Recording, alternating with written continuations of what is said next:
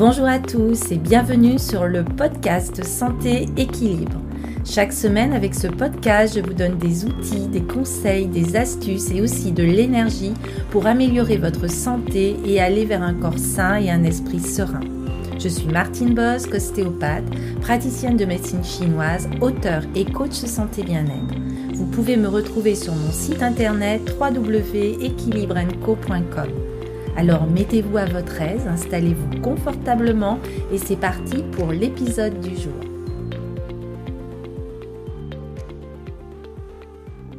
Bonjour, ravie de vous retrouver pour ce nouveau podcast, ce nouvel épisode. Et aujourd'hui, j'avais envie de vous parler des traumas et des traumatismes.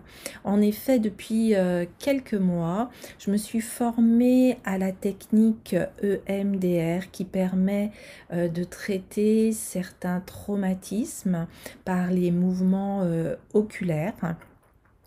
Et souvent, on me pose la question de la définition du trauma et du traumatisme. Et j'ai vu qu'il y avait de la coexistence entre ces deux entités cliniques. Et je voulais vraiment les définir avec vous pour les différencier et savoir ce qu'est le traumatisme et le trauma. Alors tout d'abord, le trauma se définit comme un événement qui a un début et une fin, d'une durée courte ou longue, mais limitée dans le temps. Son intensité est telle que nous pourrions le comparer à un tremblement de terre. Il surgit dans un contexte spatial précis ou au sein d'une relation et menace notre intégrité physique et ou psychique. Alors, il peut s'agir par exemple d'un accident de la route, d'une catastrophe naturelle, d'un état de guerre, d'une perte d'emploi, d'un décès brutal, d'une rupture amoureuse ou relationnelle intense, d'une séparation arbitraire, d'une intervention chirurgicale majeure, d'une anesthésie et aussi de bien d'autres choses. Mais tous ces événements vont déclencher une réaction de survie et mettent en place des mécanismes de défense instinctifs, réflexes et inconscientes. Alors, le traumatisme est en quelque sorte un état d'alerte qui est dû à un stress externe qui va activer des voies directes, rapides vers notre système nerveux autonome et qui ne permet pas de représentation cognitive. Et par ailleurs, ces voies nerveuses s'orientent vers le cortex cérébral, fournissant ainsi des représentations mentales liées au traumatisme. Alors, pour définir le traumatisme, on va voir qu'il y a tout d'abord le traumatisme qui est vu comme une adaptation de notre système nerveux autonome. C'est-à-dire que le traumatisme est une situation clinique qui va être consécutive à un trauma.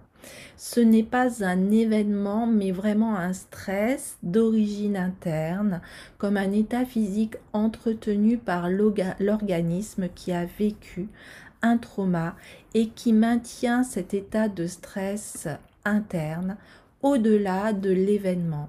Et ce pendant des années, sinon parfois pendant toute une vie, comme si le danger était toujours présent. Alors cet état est soit permanent, soit il peut être réactivé dans certaines circonstances et indépendant des circonstances d'origine. Nous pourrions comparer le traumatisme à un poison pour notre existence, car il est toxique d'avoir ou de subir un état d'alerte non justifié. Alors dans ce traumatisme, il va s'agir d'une souffrance cognitive ou mentale émotionnel, relationnel, spirituel qui est vécu aujourd'hui à cause de cette alerte interne, antérieure, qui est liée à ce qui nous est arrivé dans le passé et qui est aussi en réaction avec elle. Alors on pourrait dire que notre organisme continue à fonctionner comme si le danger était encore présent. Et ce fonctionnement est soit permanent, soit réactivé par certaines circonstances de manière totale ou partielle. Il est donc important que lorsque nous nous trouvons dans une situation de trauma, nous puissions en sortir rapidement et mettre en œuvre ce qu'il faut pour éviter son engramme, c'est-à-dire sa trace biologique de la mémoire dans le cerveau. Et en effet, le temps ne suffit pas pour effacer. Les mécanismes de résolution du stress n'ont pas été achevés et les capacités des mécanismes de défense ont été dépassées.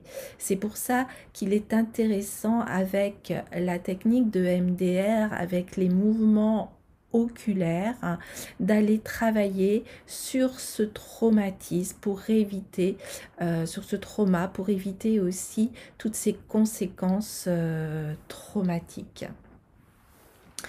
Et je voulais aussi définir avec vous la transmission transgénérationnelle. Nous savons en effet qu'il peut y avoir une transmission transgénérationnelle du trauma de manière épigénétique au sein de nos cellules.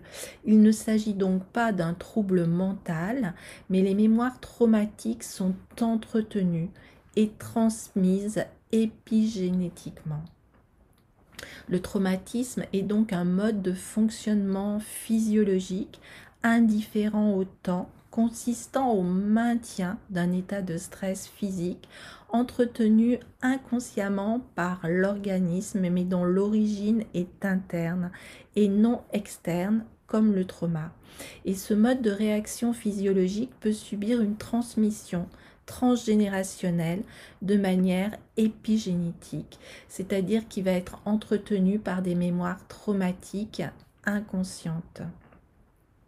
Et donc la personne traumatisée peut en sortir grâce à des mécanismes de résilience et poursuivre ainsi une croissance, on dira, post-traumatique à partir du présent et non plus en fonction de son passé.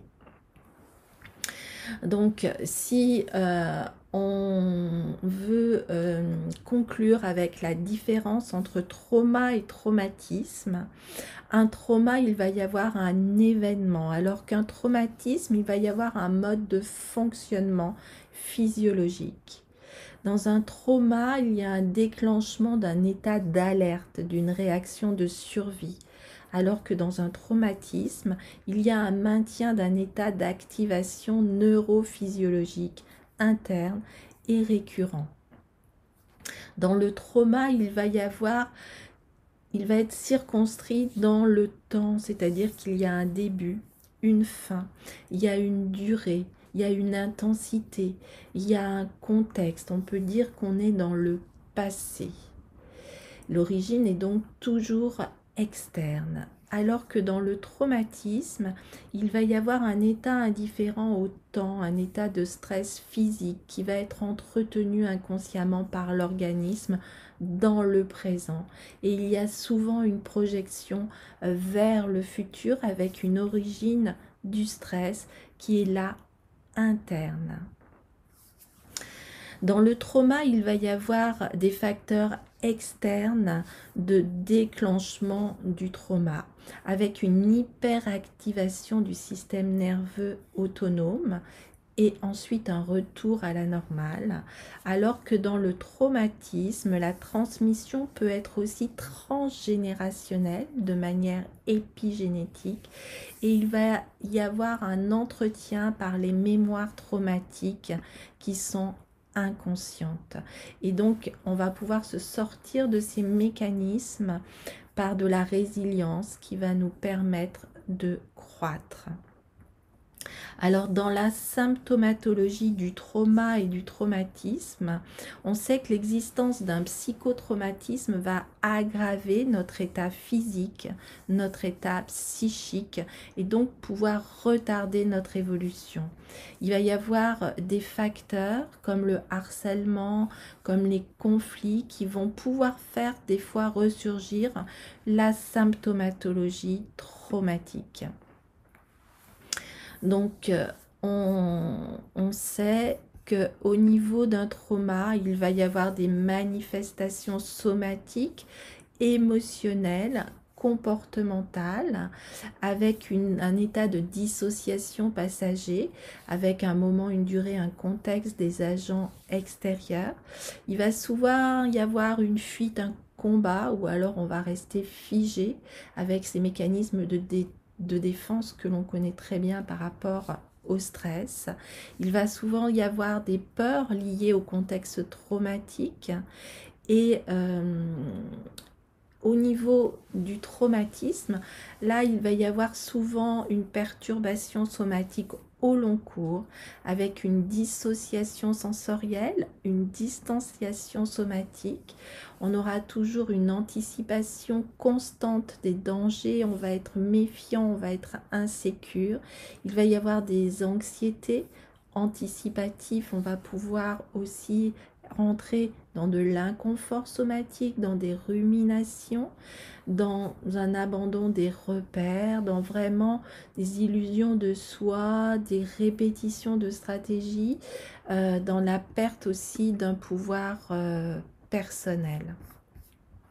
Voilà, c'était pour moi important de vraiment revenir sur cette différence qu'il va y avoir entre trauma et traumatisme.